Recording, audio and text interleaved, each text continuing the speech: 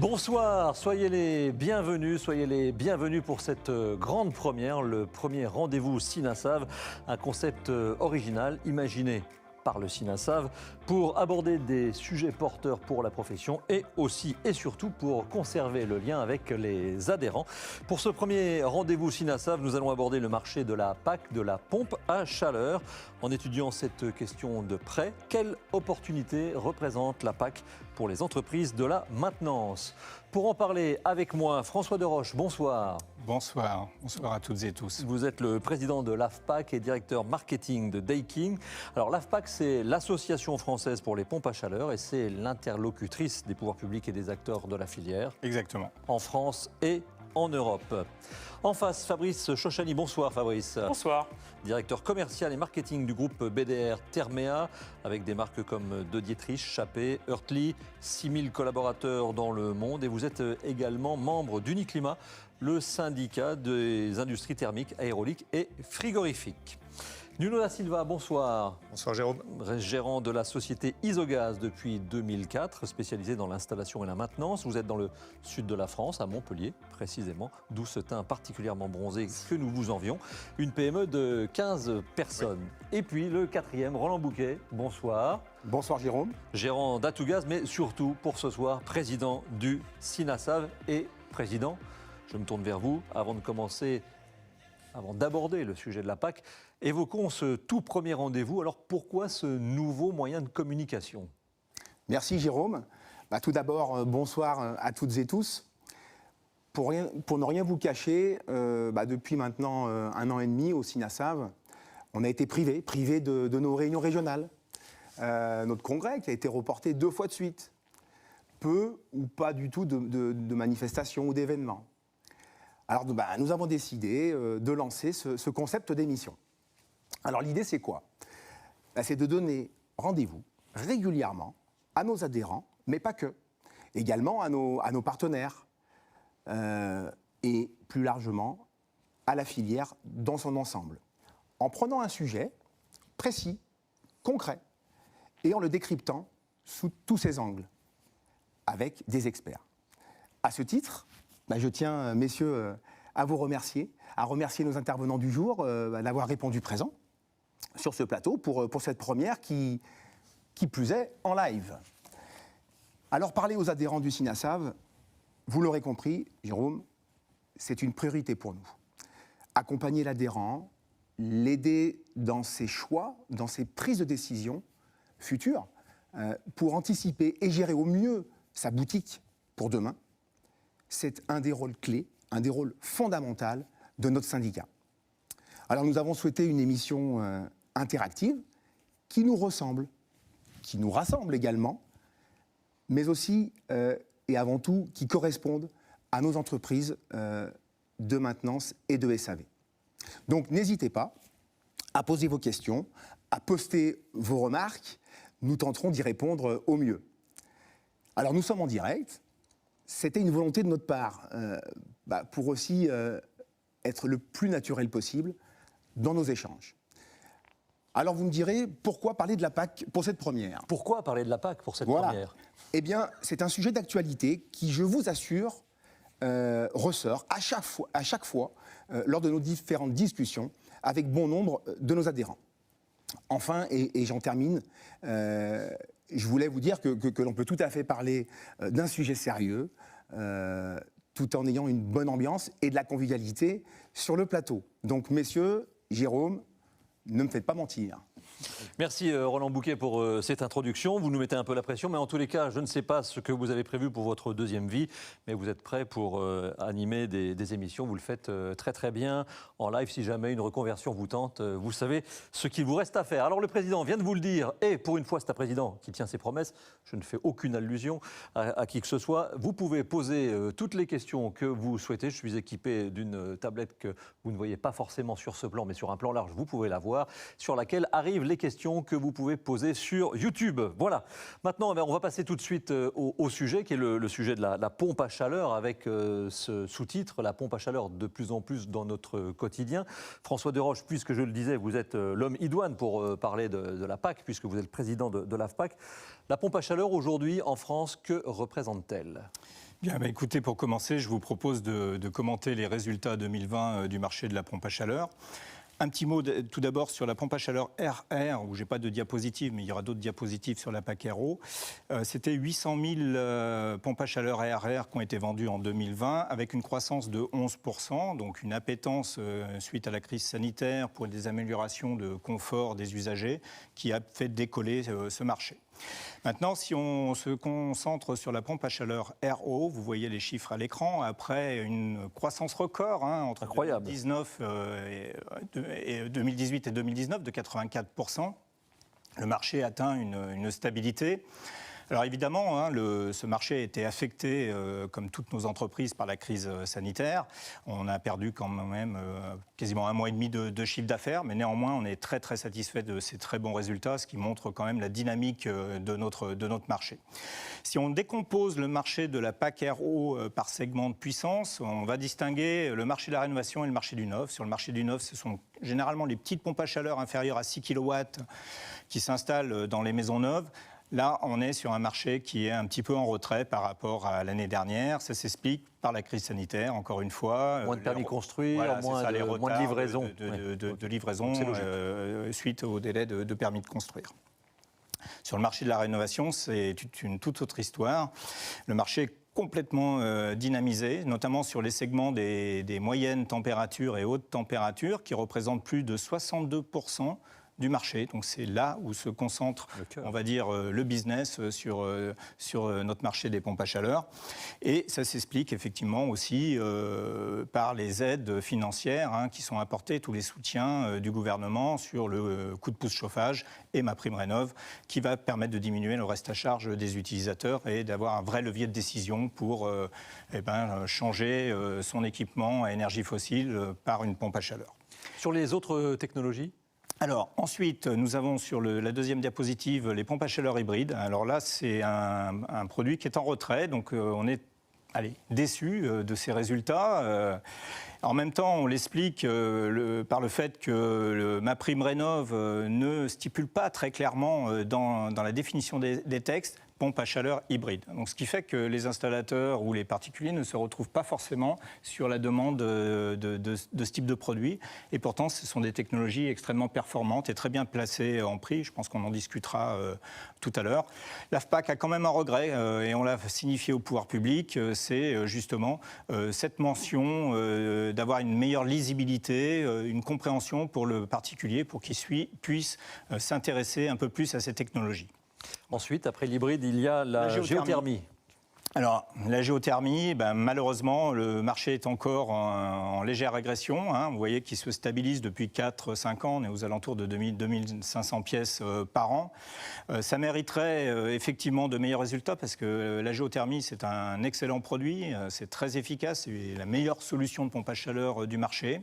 Il y a des innovations technologiques qui vont arriver sur le marché, dont l'AFPAC parlera d'ici une quinzaine de jours. Voilà. Et puis la dernière, c'est la PAC eau chaude sanitaire, ECS. Alors voilà, les chauffe-eau thermodynamiques, là aussi, même constat que sur les commentaires que j'ai pu faire pour les pompes à chaleur inférieures à 6 kW, le marché du neuf étant un petit peu en retrait, malheureusement, le chauffe-eau thermodynamique a suivi à peu près la même tendance. Mais on a bon espoir que pour 2021, qu'on rattrape très clairement ce petit retard. Fabrice Chochani, faut-il s'inquiéter de ce léger tassement sur l'année 2020 ? Non, du tout, parce qu'effectivement, comme l'a très justement expliqué François, il y a une partie neuve qui s'est tassée, mais il y a une activité qui est énorme cette année, en 2021. Il y a aussi des éléments contextuels qui peuvent l'expliquer. Sur l'hybride, on a un prix du fioul qui a baissé, on a un marché du fioul qui est un petit peu reparti. Malgré tout, la direction est claire. On va vers une neutralité carbone. Donc de toute façon, le marché, il va être là. On va également avoir la RE 2020 qui va arriver, et donc qui va augmenter le nombre de maisons individuelles neuves qui vont être équipées de pompes à chaleur. Et c'est autant d'opportunités pour les entreprises de maintenance, par exemple, pour faire plus de mise en service et donc plus de contrats de maintenance. François Desroches, nous sommes à la mi-juin, jour important pour les élèves du bac qui ont passé la philo aujourd'hui. Est-ce qu'on a déjà des tendances plus sérieusement sur le premier semestre de cette année? Alors, on n'a pas le semestre complet, on a le premier quadrimestre qui sont les résultats de ma prime Rénov qui ont connu une croissance de 45%. Donc ça démontre bien la dynamique du marché. Hein. Donc toutes les demandes, la demande est soutenue. Les particuliers et les installateurs font des demandes en fait d'aide pour la rénovation. Je me tourne vers Nuno da Silva, puisque vous êtes un peu notre homme de terrain aussi avec le président. Mais vous ressentez cette demande, cette augmentation des demandes de vos clients? Ce que je ressens déjà, c'est que la partie médiatique se fait toute seule, puisque c'est vrai qu'il y a une forte popularité de la pompe à chaleur. Aujourd'hui, les personnes veulent à tout prix, enfin une grande partie des clients veulent de la pompe à chaleur, même aux endroits où techniquement aujourd'hui ça n'est pas encore possible. Mais oui, effectivement, on ressent quand même qu'il y a la pompe à chaleur aujourd'hui est très, très populaire. Alors pourquoi la pompe à chaleur est-elle aussi populaire? Pourquoi un tel engouement? La réponse dans ce premier reportage, c'est parce qu'en fait, elle participe à la politique de décarbonation en France, mais aussi en Europe.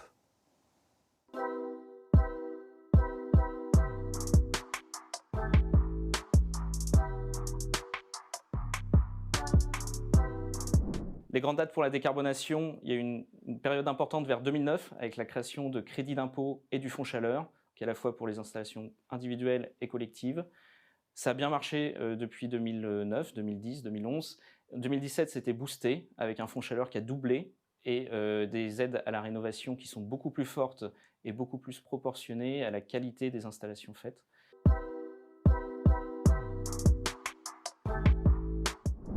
Le chauffage, c'est un quart des émissions de carbone aujourd'hui. L'objectif, c'est de diviser ça par 2 en 2030 et de le réduire à 0 en 2050. Donc en 2050, le chauffage ne sera plus carboné. Donc une somme de 30 millions de chauffages individuels à remplacer d'ici là. Donc voilà, c'est quelque chose de massif.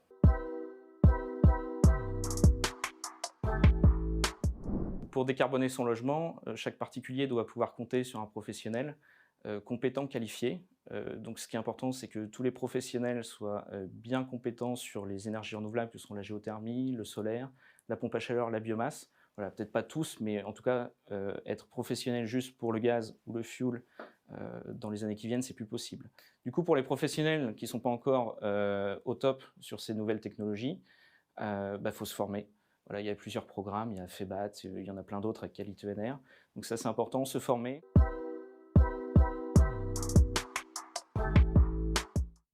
Pour décarboner le chauffage et du coup passer à la chaleur renouvelable, on a plusieurs filières. La programmation pluriannuelle de l'énergie a donné une trajectoire pour chaque filière. Il y en a une qui dépasse sa trajectoire, c'est les pompes à chaleur. Donc la pompe à chaleur est la première filière en développement. Voilà pour les raisons d'un tel engouement. François Dauzière du ministère de la Transition écologique vient de nous l'expliquer. Je rappelle que vous pouvez poser vos questions quand vous le souhaitez sur la plateforme YouTube. Je me tourne vers vous, Fabrice Chochani. On a bien compris, il y a 2 chiffres très importants dans le calendrier que vient de citer François Dauzière, 2030 et puis surtout 2050. 0 carbone issu des systèmes de chauffage en France. Oui, absolument. Et ce qui va changer, c'est qu'aujourd'hui, surtout la pompe à chaleur, historiquement, c'était dans le neuf. Là, on l'a vu, c'était déjà une tendance de marché, mais ça va se renforcer. C'est également dans la rénovation. Et quand on parle de 30 millions de générateurs ou de chaudières à changer, c'est massif. Ça va se faire dans le temps, il ne faut pas non plus paniquer. Et c'est autant d'opportunités pour toute la filière de bien expliquer, bien accompagner et bien maintenir. Quelles sont les technologies qui vont arriver? Est-ce que d'ici 2030 ou 2050, le mainteneur ou l'installateur va voir arriver de nouvelles technologies? Je me tourne vers vous, vers les fabricants. Qui dit enjeu bas carbone, dit une orientation de la R&D des industriels sur des réfrigérants bas carbone, voire zéro, PRP, qui est le pouvoir de réchauffement planétaire. Donc les technologies vont certainement un petit peu évoluer. On va s'orienter, puisqu'on va utiliser des réfrigérants légèrement inflammables ou voire inflammables, on va s'orienter très probablement sur des solutions monoblocs. François Desroches, tout ça c'est bon pour le business, soyons clairs, alors évidemment pour les fabricants, pour les poseurs, mais aussi pour les mainteneurs, puisque en plus, depuis peu, il y a cette obligation de maintenance qui est de tous les 2 ans. C'est exact, Jérôme. Depuis le 24 juillet 2020, le SINASAV a œuvré, a bossé. Avec ce monsieur Dosière que nous avons vu. Exactement. Voilà, vous avez ferraillé. Avec vous l'avez Alexandre convaincu. Dosière, Ouais. pour faire reconnaître quelque part la maintenance des pompes à chaleur. Et donc, le décret impose un entretien tous les 2 ans. Je dirais que les fabricants aussi, eux, sur leur notice technique, bien souvent imposent une visite, voire même annuelle. Mais en tout cas, on a aujourd'hui un cadre réglementaire, donc ça c'est bien, c'est ce qui manquait sur les pompes à chaleur. Je voulais simplement revenir sur l'aspect temporalité. On a écouté M. Dosière, je crois qu'il ne faut pas avoir peur, il ne faut pas prendre peur non plus, comme l'a rappelé Fabrice tout à l'heure. 2050, c'est demain, mais pas tout à fait. On a quand même un peu de temps pour préparer nos entreprises, et je crois qu'on va en parler après dans le déroulé de l'émission, pour préparer nos entreprises justement à prendre ce virage pour entretenir ces fameuses pompes à chaleur. Donc il y a du temps, mais n'en perdons pas trop non plus en se disant qu'il y a trop de temps. C'est la loi de Parkinson. Je ne la sais plus, mais je vais vous la sortir une autre fois. Ça va venir.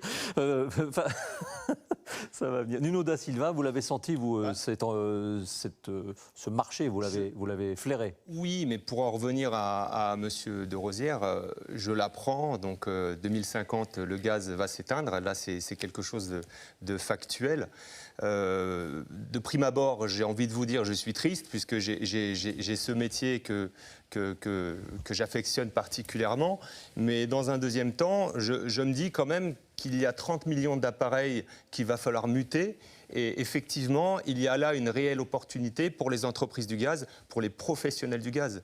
Aujourd'hui, nous sommes des acteurs essentiels pour le bon développement de la pompe à chaleur. Et ça va en démontrer, puisque si nos clients vont devoir muter avec leurs produits pour passer sur des produits divers, peut-être le biogaz ou peut-être la pompe à chaleur seule, si elle se développe pour aller vraiment sur 100% des produits. Aujourd'hui, je pense que maintenant que l'on sait l'échéance, de toute façon, quoi qu'il en soit, on n'a pas le choix. Il va falloir qu'on évolue avec nos équipes et il faut le prendre comme une opportunité de business. Et je dirais même plus, Nuno, pour aller dans ton sens, au SINASAV, nous, en tout cas, on n'est pas là pour opposer les énergies ou pour faire des revendications sur du matériel. On est là pour entretenir tous les appareils dans le logement, tous les systèmes. Aujourd'hui, le marché, effectivement, se dirige vers la pompe à chaleur. Il est naturel de partir sur ce marché. Première question qui nous arrive, merci, donc sur YouTube. Quelle habilitation pour installer ou maintenir une PAC, Nuno? Dans l'idéal, il vaut mieux avoir la manipulation à travailler sur les fluides frigorifiques. Puisqu'après, effectivement, faire le nettoyage à l'intérieur, c'est possible, mais dans le technique, si jamais on trouve une fuite au niveau du compresseur, là, effectivement, il va falloir avoir la manipulation pour intervenir sur les fluides frigorifiques. Une deuxième question, comment faire la différence? Alors ça, oui, elle arrive à chaque fois qu'on parle des aides. Comment faire la différence entre les bons professionnels et ceux qui surfent sur la vague des PAC à 1 euro? C'est comme le bon chasseur et le mauvais chasseur. Ouais. Comment on fait la différence entre l'un et l'autre? Déjà, à la base, je pense qu'idéalement, le client devrait prendre le réflexe de s'orienter vers le constructeur, le fabricant de sa pompe à chaleur. J'ai une marque X, je me renseigne chez ce fabricant qui a forcément une liste de stations techniques agréées. Déjà, ça passe par là. Je pense que c'est la démarche à avoir qui est en tout cas la plus sûre. Les labels aussi, qui garantissent la qualification des opérateurs sur le terrain. C'est les labels RGE. Sans ce label, on ne peut pas prétendre à l'éligibilité aux aides gouvernementales que sont les coups de pouce, chauffage ou MaPrimeRénov'. Donc c'est très important d'obtenir ces labels. Ils s'obtiennent auprès d'organismes de formation et de qualification que sont Quali-ENR, Quali-FEDEC et Qualibat. Donc il y a un dispositif spécial dédié aux pompes à chaleur et également dédié aux chauffe-eau thermodynamiques. Ouais, François Deroche, juste pour préciser sur le label RGE. Oui, François Deroche, je sais que c'est vous, mais juste pour préciser, avant d'entendre Roland Bouquet sur le label RGE, vérifiez bien sur un site internet officiel que l'entreprise l'a bien, ce n'est pas simplement un autocollant posé sur la camionnette. Ça, c'est important aussi. C'est vrai. Roland Bouquet, vous souhaitiez intervenir? Voilà, donc effectivement, RGE pour l'installation. Ouais. En ce qui concerne la maintenance, au Sinasav, on a œuvré en ce sens et on a aujourd'hui notre Calisave pompe à chaleur qui est en place, qui fonctionne. C'est du e-learning, c'est individuel, c'est une qualification qui est donnée pour 5 ans. Donc c'est un gage, je dirais, de qualité en tout cas et de connaissance de la maintenance des pompes à chaleur pour un client. Et c'est complètement complémentaire. Si on veut, je dirais, une expérience client-utilisateur au maximum, que l'installateur soit qualifié, mais que le mainteneur également ait ses habilitations à entretenir le produit sur sa durée de vie pour garantir la performance énergétique tout au long de l'exploitation et de l'usage que le consommateur en fera. Si je peux me permettre. Permettez-vous, je vous en prie, Fabrice. Merci. Fabrice, vous êtes ici chez vous. Non, mais on parle d'une PAC à 1 €. Oui. Soit bien un devis. Oui. Un des points aussi à vérifier, est-ce qu'il y a une mise en service et comment se fait la maintenance? Si vous posez ces questions-là, les acteurs dont on se parle, ils ne sauront pas répondre. Donc il y a aussi cet aspect-là où si vous dites, voilà, moi, comment ça se passe? Parce qu'il ne faut pas oublier qu'une pompe à chaleur, ce n'est pas quelque chose qu'on a pour 1 an, 2 ans. Ça fait partie de la maison. Donc c'est sur la durée qu'on fera l'économie, ce n'est pas en année 1. Donc c'est là où c'est important, d'où l'importance de cette filière, de s'assurer que la performance énergétique de la pompe à chaleur sera là grâce justement à la visite annuelle ou tous les 2 ans. Et à la mise en service. Et à la mise en service pour être sûr qu'on part sur quelque chose nickel. Nuno da Silva. C'est indispensable. Qui mieux que les agents du gaz pour assurer la maintenance des pompes à chaleur? Nous avons le savoir-faire au niveau de la gestion clientèle, nous savons gérer les urgences, nous savons faire de la récurrence, nous savons gérer de la masse. C'est-à-dire qu'imaginez bien un technicien qui fait 8 interventions par jour, je vous laisse calculer à la fin du mois combien de dépannage il aura pu faire. Donc ça, clairement aujourd'hui, le marché de la pompe à chaleur est forcément pour les agents du gaz, puisque nous avons ce réel savoir-faire.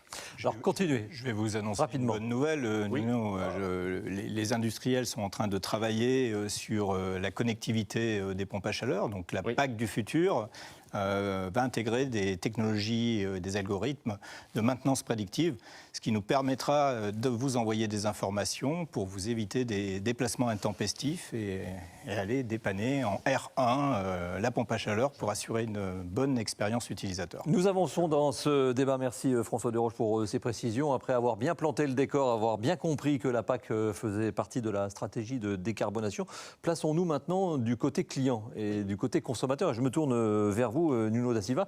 Les consommateurs, qu'attendent-ils quand ils vous interrogent sur une PAC ? Déjà, dans un premier temps, les consommateurs veulent une pompe à chaleur en remplacement d'un appareil qu'ils ont dans le garage. Donc là bien sûr, ça s'y prête parfaitement.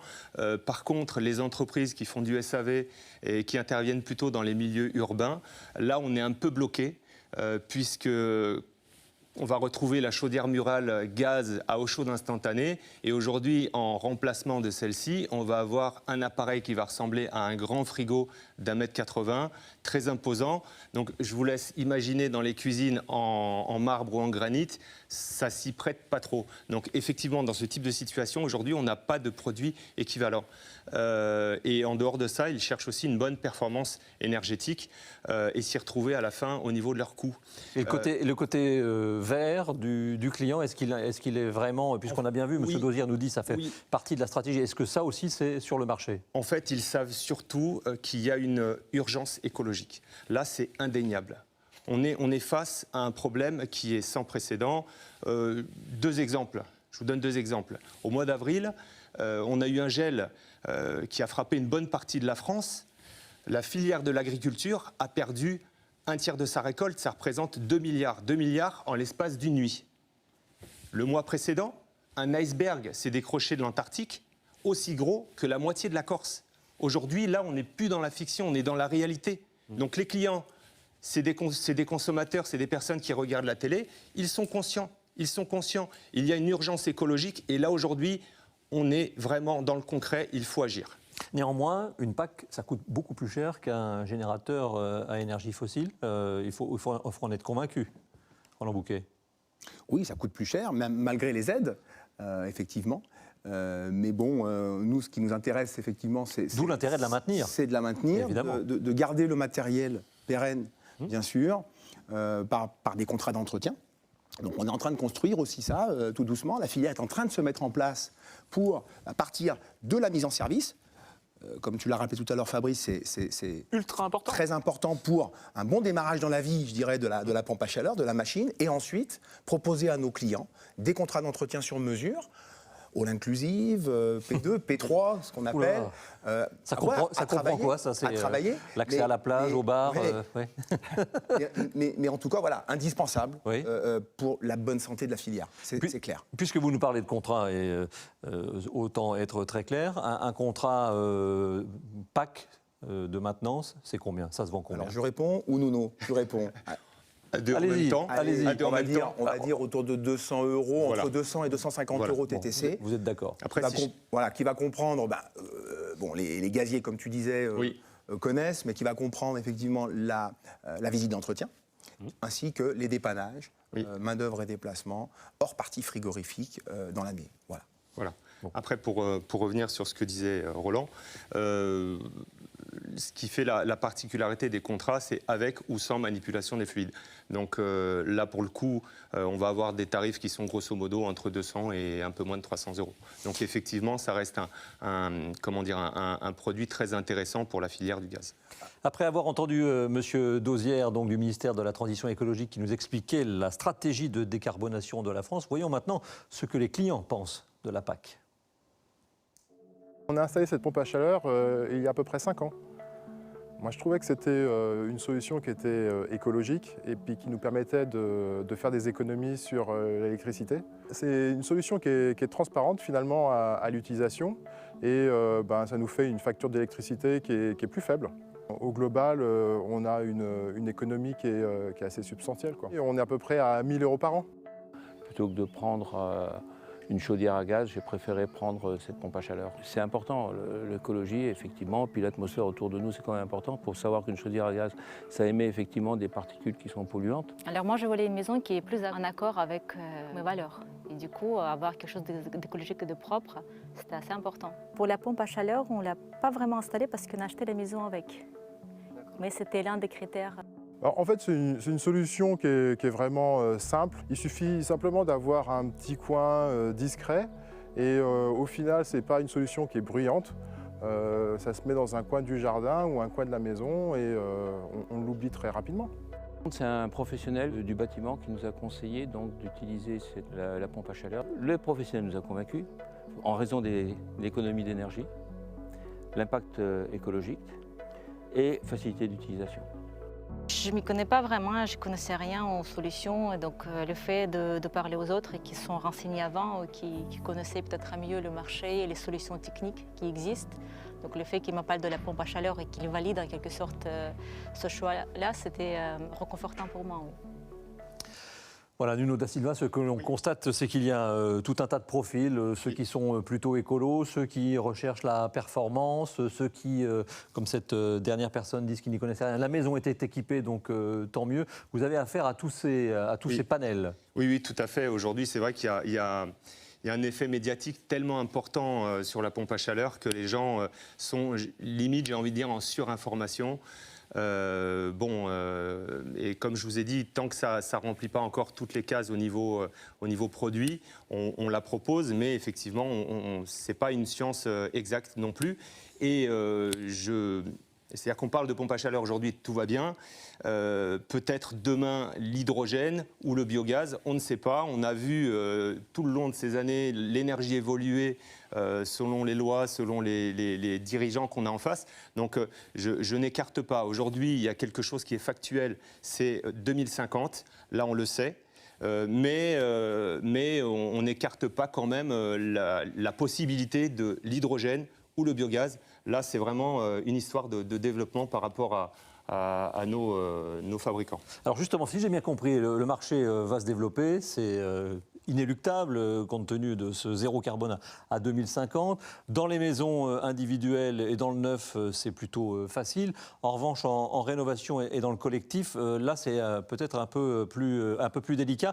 Est-ce que vous avez des solutions miracles dans les cartons pour éviter, comme le disait Nuno tout à l'heure, de gâcher un peu cette belle cuisine en granit ? Alors, c'est vrai que c'est une transition énergétique qui qui s'apparente des fois plus à une révolution qu'à une transition énergétique, c'est rapide. Dans le collectif, on a l'horizon 2025, où là, vraiment, nous, tous, industriels, on s'en monte les manches. Effectivement, nous l'a très bien dit, aujourd'hui, si on veut décrocher une chaudière en ECS instantané, c'est vrai qu'on est bien embêté. Après, en rénovation, il y a quand même d'autres technologies. Vous avez aussi bien donc, tout ce qui est donc en aéro, hein, vous avez ce qui est split, vous avez tout ce qui est monobloc. Après, on parle également de gamme de pompes à chaleur haute température. Et puis après, il y a l'hybride, que ce soit hybride gaz, hybride fuel, au global, qui peuvent permettre en rénovation d'aller chercher sur des rénovations peut-être où on a des grandes superficies, pas forcément les bonnes conditions électriques, notamment de réseau électrique ou quoi, d'aller chercher une pompe à chaleur hybride gaz, par exemple. Oui. François Desroches, le travail, c'est sur la compacité et puis sur le niveau sonore acceptable. Voilà, effectivement, les enjeux de demain, c'est essentiellement l'acoustique. Donc, il faut travailler sur l'acoustique. Alors, acoustique et compacité, c'est incompatible. Oui. Si on veut réduire le niveau sonore des unités extérieures, on sera obligé de les faire un petit peu plus grandes. Mais bon, on voit qu'il y a une acceptation du marché. Il y a des industriels qui ont déjà développé des solutions faible niveau sonore. Et je pense que la tendance va se généraliser. Évidemment, le déploiement donc, des pompes à chaleur, ça peut présenter un risque de nuisance pour le voisinage. Donc là aussi, l'installateur, le mainteneur doivent faire les bonnes recommandations pour soit déplacer la PAC, la positionner correctement pour éviter des niveaux d'émergence sonore qui viendraient déranger le voisinage. Anonyme 3 nous pose cette question. Si je comprends bien, l'obligation d'entretien est de 2 ans. Comment convaincre le client, je me tourne vers vous aussi Nassav, de prendre une maintenance annuelle? Écoutez, aujourd'hui, il y a une réglementation aussi historique qui date d'avant le 24 juillet 2020. C'est la réglementation F-Gaz. Et pour toutes les packs contenant plus de 2 kg de 2 tonnes équivalent CO2 de réfrigérant, on a l'obligation, donc ça c'est un règlement européen, on a l'obligation d'un essai, d'un contrôle d'étanchéité annuel. C'est une grosse installation? J'essaie de me... Non, aujourd'hui, l'imaginer. sur du 410, sur le parc existant en 410, ça correspond à des pompes à chaleur au-delà de 2,4 kg de fluide. Donc, on trouve, entre le 410 et le 407, on trouve beaucoup de matériel de ce type. Donc, voilà, on a 2 textes qui se superposent, effectivement. Mais nous, ce qu'on dit, c'est que... voilà, ces pompes à chaleur sont reliées à un circuit d'eau chaude, avec circulateur, avec des vannes, avec un vase d'expansion, avec tout ce qu'on peut connaître aujourd'hui sur un système de chauffage traditionnel. Donc, bien évidemment que lorsqu'on va venir vérifier une fois par an le contrôle d'étanchéité sur la PAC, on va aussi vérifier et faire bénéficier à nos clients l'assistance dépannage et puis la relance annuelle dont parlait aussi Nuno tout à l'heure. Nuno, pardon. Si je puis me permettre, j'entends ce message qui peut être de l'ordre de l'inquiétude. Aujourd'hui, il faut quand même imaginer que la pompe à chaleur, on va retrouver un budget qui va être à peu près x3 par rapport à une chaudière à gaz. Donc mettez-vous juste à la place du client. Même s'il a des aides en soi, il voit très bien le montant de la pompe à chaleur. À sa place, est-ce que vous prendriez un entretien tous les 2 ans ou vous préférez avoir un expert qui vient tous les ans régulièrement afin de pérenniser le temps de durée de vie? Je pense que ça, les personnes qui vont mettre un montant à 5 chiffres sur leurs produits de chauffage ne vont pas rechigner pour un contrat de maintenance. Et puis, pour aller dans ton sens, je crois que c'est un matériel qui est très abouti technologiquement. On a en plus souvent deux appareils, parce qu'on a un groupe extérieur et on a un module intérieur. Donc ça veut dire voilà, pas mal de choses à vérifier. Une régulation aussi qui est très aboutie. Oui. Donc ça a du sens, clairement, en tout cas, de passer chaque année. Allez, c'est la dernière partie et non pas la moins intéressante, celle qui va concerner toutes les entreprises de maintenance qui sont, je suis sûr, très nombreuses à nous regarder, puisque vous l'avez bien compris, le marché est en pleine expansion, puisque l'entretien, c'est 1 an, voire peut-être 2 si la pompe à chaleur n'est pas de la taille requise. Il va falloir évidemment des bras pour maintenir tout ça. Donc il faut y aller maintenant. Président, je crois que oui. Il faut se lancer sur ce marché. Il faut se lancer. C'est un formidable vecteur, à mon avis, demain d'emplois non délocalisables, d'embauche de techniciens. Alors d'embauche, de formation de techniciens. Donc peut-être de formation aussi à la reconversion, pourquoi pas. Mais les travaux de l'AFPAC, François, montrent, on a injecté un groupe de travail sur l'attractivité métier autour de la pompe à chaleur, et les chiffres sont sans appel. D'ici 2030, c'est 10 000 postes de techniciens qu'il va falloir trouver, qu'il va falloir former. Alors, si je peux compléter, dans ce GTAFPAC, on a estimé que d'ici 2030, la filière pompe à chaleur allait créer 20 000 emplois, dont 10 000 en maintenance. C'est ça. 3 000 en installation à peu près, 2 000 au niveau de l'industrie. Voilà, donc vous voyez qu'il y a un gisement de création d'emplois non délocalisables, comme l'a expliqué Roland, parce que les opérateurs vont être de plus en plus qualifiés, donc il faudra, je ne vais pas dire montrer patte blanche, mais il faudra avoir une professionnalité exemplaire pour assurer la pérennité et le développement de ce marché. Alors Nuno da Silva, vous l'avez senti, cette opportunité. Oui. C'était en quelle année? C'était en 2015. J'ai senti que la pompe à chaleur émergeait et de ce fait, n'ayant pas de retour par rapport à mes confrères, puisque à l'époque il n'y avait pas trop de gaziers qui rentraient dans le marché, j'ai souhaité y aller moi-même afin de me rendre compte vraiment de la subtilité entre nos énergies gaz et les pompes à chaleur. Et effectivement, aujourd'hui, sur le moment, avec du recul, je me suis aperçu qu'il y avait quand même une bonne partie qui était similaire aux nôtres, à un tel point que les circuits imprimés, les pompes, les régulations étaient vraiment, c'était le même environnement. Donc j'ai tout de suite impliqué mes collaborateurs pour justement faire cette mutation dans ce nouveau métier. Donc c'est vous qui avez ouvert la voie, oui, vous êtes auto-formé, enfin vous êtes formé, pas auto-formé, mais vous êtes formé. Voilà, j'ai été formé par un constructeur, j'ai été appuyé par lui et en parallèle, j'ai passé une capacité à manipuler les fluides frigorigènes. Et ensuite, pour parler très concrètement, comment vous avez formé votre personnel? Ce sont des volontaires, vous en avez plutôt désigné certains? Comment ça s'est passé? Clairement, déjà, on a pris les plus compétents.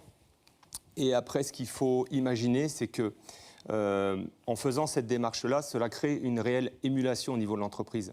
C'est-à-dire que les techniciens qui étaient, entre guillemets, embutés dans leurs connaissances parce qu'ils ont l'habitude de faire tout le temps la même chose, j'ai envie de dire... Ça casse la routine. Voilà, et là vraiment, quand vous prenez un technicien qui a 15 ans d'expérience, vous le renvoyez à l'école, et il est tout seul face à sa feuille pendant une semaine et à la fin, il a l'examen ou il ne l'a pas. Là, c'est un fait. Et quelque part, ça crée cette stimulation nouvelle. J'ai envie de dire que je ressens en tout cas une espèce de deuxième carrière. Et aujourd'hui, pour avoir fait l'essai dans mon entreprise sur d'autres techniciens, et je me rends compte qu'en fait, peut-être en ayant ouvert la voie, pour montrer l'exemple, aujourd'hui, je me rends compte qu'il y a vraiment une émulation des compétences et du savoir. Voilà, c'est vraiment du positif et ça stimule l'entreprise en tout cas. Et si je comprends bien, c'est aussi un bel outil pour vous de management. Oui, tout à fait, puisque en fait, on va rentrer dans une évolution de compétences. Les plus anciens vont enseigner aux plus jeunes et on va rentrer dans une logique comme ça qui va être très, très intéressante et très bénéfique pour l'entreprise. Aujourd'hui, vous êtes 15, comme je le disais Oui. en présentation, sur les techniciens qui sont des techniciens spécialisés en maintenance. Combien sont formés à la PAC? Un tiers. Un tiers formé à la PAC. Et vous espérez, vous imaginez augmenter cette proportion Oui. Aujourd'hui, on se rend bien compte que la pompe à chaleur, de toute façon, elle est très présente, que ce soit en pompe à chaleur RO ou en pompe à chaleur RR pour la région du Sud. Bon, c'est assez développé. Pour le coup, on s'est rendu compte que nos clients gaz, notre portefeuille gaz, en fait, c'était une manne de chiffre d'affaires en clim RR. Et ça, c'est quand même quelque chose qu'il faut souligner, puisque aujourd'hui, je représente quand même les plombiers et les STA du SINASAB. Donc peut-être que, en tout cas, j'espère par ces mots-là, leur donner la motivation de sauter le pas et d'aller vers ce nouveau marché qui est, en tout cas, complémentaire au nôtre. Voilà, vous l'avez bien compris, le marché est porteur, les matériels sont performants. J'ai deux constructeurs autour de la table qui me confirment que c'est le cas. Ouais. Vous êtes encore dubitatif? On regarde ça et on en parle après. On a créé ASE depuis 2003 et donc les pompes à chaleur, on a commencé au moment du CITE, donc c'était en 2005. Ce qui est important pour ASE, c'est la polyvalence des techniciens. car ils sont amenés à intervenir sur toute énergie. Actuellement, on est à peu près à 60% sur les chaudières gaz, 33% sur les PAC. Face au problème de disponibilité de techniciens bivalents, on forme en interne au maximum et via les fabricants après pour les spécialisations sur chaque produit. Moi, ça fait peu de temps que je suis arrivé dans l'entreprise suite à une reconversion professionnelle. Et donc, avec le responsable, on a vu qu'on était sur la même longueur d'onde où la pompe à chaleur, c'était la direction à prendre, quoi. Alors, j'ai eu des formations à l'extérieur. Et ensuite, dans l'entreprise, on va dire la formation théorique, mais surtout la formation terrain avec les collègues et le concret, quoi, chez le client. Dans cette technologie, ce qui est mieux par rapport à ce qu'on fait habituellement au niveau du gaz, ça va être tout ce qui est l'aspect beaucoup plus technique, beaucoup plus précis, plus petit dans les dépannages, beaucoup plus de rigueur et beaucoup d'électronique, donc beaucoup plus intéressant aussi. Pour que la transition se fasse, il faut d'abord l'envie, la polyvalence et derrière, bien sûr, la rémunération. Ce qui me motive à rester à la pointe dans mon métier, c'est d'évoluer en même temps que le marché de la pompe à chaleur qui se développe extrêmement en ce moment. Je me dois d'être performant et d'évoluer avec. Maintenant, il faut s'orienter vers l'avenir, il faut avancer et il faut franchir le pas de passer à la pompe à chaleur. Moi, je l'ai fait. Il faut travailler, mais on voit autre chose, on apprend autre chose et puis on s'éclate, quoi. Alors moi, ce que je conseillerais à un jeune qui hésite à faire une formation pompe à chaleur, je lui dirais de foncer. Ça, c'est sûr, d'y aller. Tout ce qui est nouvelle construction, bientôt, il va y avoir que ça. Donc, faut pas hésiter à se former là-dessus. Et ce serait une belle bêtise s'il ne se forme pas à ça, quoi. Pour ceux qui hésitent, allez-y, franchissez le pas. La formation à la pompe à chaleur n'est pas si compliquée. Voilà, alors autour de la table, tout le monde est convaincu. J'espère que vous aussi, sur votre écran, vous êtes convaincus. Comme le disait le pape, je ne sais plus lequel, n'ayez pas peur. C'est un peu le message que vous souhaitez faire passer, Président. Je crois que, voilà, je remercie l'entreprise ASE pour son témoignage. Il est parlant. Je crois que oui, pour résumer, faire de la PAC, c'est pas si compliqué que ça. Moi, j'y suis passé aussi, comme toi, Nuno, à peu près pareil, 2015, même voire avant. Par contre, il faut respecter certaines choses. C'est sûr que, historiquement, le technicien gaz, le technicien fuel, il maîtrise ses marques, il maîtrise sa technologie. C'est normal. De père en fils, des fois le grand-père qui avait la boîte. Donc, c'est quelque chose qui est mature, qui est très mûr et qui est connu de toutes les entreprises de maintenance aujourd'hui. Donc, pour passer à la PAC, 2-3 petites choses. Peut-être faire une marque ou deux pour commencer. Si je pouvais donner un conseil, parce que je suis passé par là. Pour se spécialiser, voilà. pour bien Peut-être maîtriser. Une marque, Ouais. peut-être 2 marques, mais pas faire 6, 7, 8 marques, parce que voilà, il faut laisser le temps à ces techniciens d'assimiler les régules, d'assimiler aussi ce facteur, enfin cette application thermodynamique. Bien sûr, prendre quand même un technicien dans son entreprise qui est motivé pour passer l'attestation à manipuler les fluides frigorigènes, ça c'est indispensable, au moins en avoir un, je crois que ça c'est bien. Alors là vous avez des centres de formation qui le dispensent, mais aussi bien sûr les fabricants. Faire passer le calice AFPAC, je crois que ça c'est indéniable. Ensuite, eh bien, les docs utiles sont téléchargeables aussi sur le site du CINASAV, sur le site de l'AFPAC, où on a des contrats d'entretien type, on a des guides, une checklist, les attestations d'entretien qui ont été créées suite au fameux arrêté de l'année dernière. Et puis vraiment, n'hésitez pas à vous rapprocher de votre fabricant. Si c'est un historique gaz, ben, vous rapprochez de lui. Si c'est un plutôt pur frigo, ben, vous pouvez y aller aussi. Et vous rapprocher pour... voilà, je pense que Fabrice, c'est important. Et que vous puissiez nous accompagner aussi sur la pièce détachée, l'assistance technique, peut-être le monitoring, François en a parlé tout à l'heure, et la formation, bien sûr. Fabrice Chochani, ça dure combien de temps, une formation, pour décrocher ce fameux... Alors, c'est un certificat, c'est ça, de manipulation c'est combien de temps? C'est une semaine. Une semaine? C'est un stage de 5 jours. Après, vous avez le stage. Derrière, quand vous venez vous faire former chez le fabricant, il y a aussi des stages à la bonne maintenance, à la bonne manipulation. Ça peut aussi se faire à la carte. Alors, il y a des stages évidemment qualifiants. Il y a aussi beaucoup En général, ça commence par 2 heures à proximité, on commence à mettre les doigts dedans, et puis après, on enclenche. Et c'est à ce moment-là où on se rend compte, c'est pas si différent. Tu l'as super bien dit, Roland. De plus en plus, par exemple, on a les régules qui sont communes entre la chaudière et la PAC. Donc, je suis complètement aligné avec ce que tu as dit. Et après, ce qu'il faut, c'est se faire accompagner. Il ne faut pas le faire tout seul. Il ne faut pas faire n'importe quoi. On commence tranquillement, comme vous avez su le faire, messieurs. Et puis ça se passe très bien. Et de manière générale, donc, il y a des bras qui sont attendus et c'est aussi une façon de les attirer, d'être un peu plus, entre guillemets, sexy, de leur proposer une nouvelle technicité.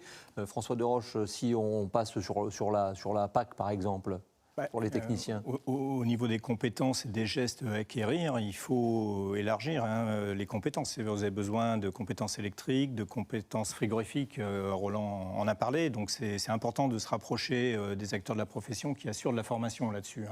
Les industriels proposent. On compte sur vous en tout cas. On propose effectivement des messages pour passer les attestations d'aptitude, mais également pour les industriels qui sont centrés FICAPAC, on peut aussi dispenser le label RGE Calipac, ça aussi c'est un point important. Et Fabrice le mentionnait, l'accompagnement est indispensable.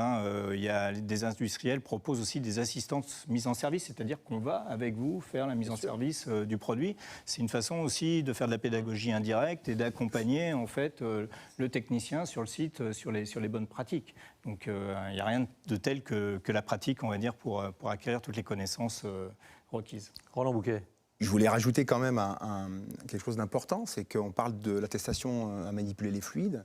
Et là aussi, au SINASAV, nous, tu le sais, on s'est battu. On a intégré le groupe de travail de la révision du bac pro TEMSEC. Alors, TEMSEC, un nom un peu barbare, donc technicien de maintenance des systèmes énergétiques et climatiques. M2E maintenant. Et voilà, et donc qui a abouti à un nouveau bac pro qui va voir le jour normalement en septembre et qui va s'appeler le bac pro M2E, maintenance et efficacité énergétique. Et c'est là où c'est important, on a eh bien, en terminale le passage automatique de l'attestation à manipuler les fluides, donc je l'ai dit, donc en terminale. Donc, ça veut dire que ces jeunes, une fois qu'ils seront sur le marché, auront déjà... Voilà, alors ça ne veut pas dire que le jeune, il est en capacité, oui, mais il a déjà je dirais, de pouvoir dépanner, de pouvoir faire l'entretien tout de suite en sortant de l'école. Mais par contre, pour les entreprises, c'est une aubaine. C'est-à-dire qu'il est déjà détenteur de l'attestation à manipuler les fluides et il pourra donc du coup récupérer du fluide, faire de la mise en service. Question, les techniciens vont devoir se former, les entreprises revoir les compétences de ces équipes. Comment faire pour les équipes déjà en place? Alors vous avez un tout petit peu répondu, Nuno, mais oui. Voilà, qu'est-ce que vous pouvez donner comme conseil à celles et ceux qui nous suivent? Alors déjà, il y a quelque chose qui est essentiel et que toutes les entreprises du gaz ont, c'est d'être adaptables. Nos entreprises sont adaptables. Les appareils n'ont cessé d'évoluer depuis une quarantaine d'années. Et nous avons su nous adapter. Autrefois, nos techniciens étaient plutôt des mécaniciens ou des plombiers. Aujourd'hui, ils sont essentiellement dans l'informatique, dans l'électronique. Nos techniciens ont su s'adapter. Entre-temps, l'énergie solaire s'est greffée à nos produits. On n'a pas fait de réunion comme celle-ci pour savoir comment est-ce qu'on allait faire. On a juste ajouté cette compétence à notre savoir-faire. Aujourd'hui, on parle de la pompe à chaleur, hybride ou pas. Demain, le biogaz, l'hydrogène peut-être. Quoi qu'il en soit, aujourd'hui, la force de nos entreprises gaz, c'est l'adaptabilité. Un mot aussi, tout à l'heure, vous nous avez confirmé que c'était un outil de management oui. Au sein de vos équipes pour redonner un petit coup d'accélérateur, de booster à une carrière. Question tout à fait intéressée, est-ce qu'un technicien qui est à la fois gaz et qui est à la fois PAC, il a quelque chose en plus en bas à droite chaque mois de sa feuille de salaire? Oui, ça va de sens. Ça va de sens. Très bien. On va dire que c'est forcément le technicien qui a beaucoup de... Bon, je vais me faire taper sur les doigts, mais non, je plaisante. Ça va de sens. En tout cas, nous, clairement, le technicien, quand il évolue en compétences, il évolue en salaire. Et je pense en tout cas que évaluer les techniciens par rapport à leurs compétences et non par rapport à leur ancienneté. En tout cas, c'est ma marque de fabrique. Et si on va un petit peu plus loin, je vous pose la question à tous les deux. Isogaz, Atugaz, est-ce que vous avez idée de changer de nom aussi de Atugazpak ou Isogazpak? Est-ce que c'est dans les tuyaux? Est-ce que c'est une question farfelue ou est-ce que vous y songez? Non, on y pense. On en parlait en coulisses avec Nuno, parce qu'on a un peu le même parcours. Alors, c'est vrai que pour ma part, moi, j'ai différencié en 2015 la partie chauffage traditionnel gaz et la partie pompe à chaleur. Mais aujourd'hui, on se retrouve dans des situations très souvent où le client il a sa petite chaudière gaz condense et puis il a sa clim pour son confort d'été. Et donc on est confronté au fait de dire voilà, il va falloir prendre 2 rendez-vous, il va falloir, et ça complexifie les choses. Donc c'est vrai que moi, en tout cas, dans mon entreprise, je vais essayer au maximum de faire passer l'attestation à mes techniciens. La question n'est pas si farfelue, alors. Voilà, tout à fait. Si je peux me permettre, je vais me servir de cette émission qui va m'être fort utile pour annoncer le nouveau nom de notre entreprise. Donc, vous avez cité qu'on s'appelle Isogaz aujourd'hui, et nous allons, donc attention, roulement de tambour. Même nos collaborateurs ne le savent pas, on est vraiment c'est vraiment un scoop mondial. Voilà, un scoop régional, je veux dire. Donc on va s'appeler Isotea. Voilà, Isotea comme terre, eau, air, puisqu'on estime que la terre, l'eau et l'air, c'est des éléments fondamentaux. Et j'ai envie de dire, ça sera intemporel dans le temps. Donc, bien joué quand même et pour les énergies renouvelables. En plus. Bravo. Alain, une question. Bravo, Nuno. Vaut-il mieux faire évoluer ces techniciens de la chaudière vers la PAC ou recruter des techniciens déjà formés sur la PAC? On a un petit peu abordé le sujet, mais je crois que voilà. Les deux. Après, je pense qu'il ne faut pas forcer les techniciens. Il faut que les techniciens y aillent à leur rythme, leur demander, avoir des entretiens individuels avec eux sur le sujet. Et puis, l'un n'empêche pas l'autre, je dirais. C'est-à-dire, de toute façon, il faut former aujourd'hui des jeunes. Il faut recruter et former des jeunes. On a des aides aujourd'hui quand même importantes pour les contrats d'apprentissage, notamment pour les contrats en alternance. Donc il faut en profiter. Donc voilà, si j'ai répondu à la question, c'est pas l'un ou l'autre, c'est l'un et l'autre. Nous sommes presque arrivés au terme de ce premier rendez-vous Sinasav sur la PAC. Ça passe très très vite. Je vais vous demander de conclure, Président, quelques mots pour nous dire ô combien, même si 2050 ça paraît loin, eh bien il faut s'y préparer déjà. En 2050, c'est dans combien? C'est dans 30 ans? Un petit peu moins. Oui. On fera des rallyes de... Comment de... Déambulateurs, c'est ça? Oui, bien écoutez, c'est passionnant, hein, c'est passionnant. Écoutez, je souhaitais en tout cas vous remercier de nous avoir suivis partout en France pour cette première émission. J'espère que cette émission aura pu vous éclairer un peu plus sur la PAC et sur son marché, on l'a dit, grandissant. Et peut-être même vous aura convaincu de faire le saut, de faire le grand saut et de franchir le cap de la PAC. Merci à toute l'équipe du Sinasav pour la préparation de cette émission. Encore merci à vous, messieurs, sur le plateau d'avoir donné de votre temps. Je vous donne rendez-vous en septembre pour un nouvel épisode consacré cette fois-ci, je crois, au désembouage. Mais je ne vous en dis pas plus. Alors à très vite, passez un bel été et prenez soin de vous. Merci beaucoup, merci à vous quatre. Longue vie à Isotea, donc, qui vient d'être lancé officiellement aujourd'hui. Et puisque nous avons parlé de 2030 et de 2050, j'ai retrouvé la fameuse loi de Parkinson. C'est plus on se donne du temps pour une tâche, plus cette tâche prend du temps. Bonsoir.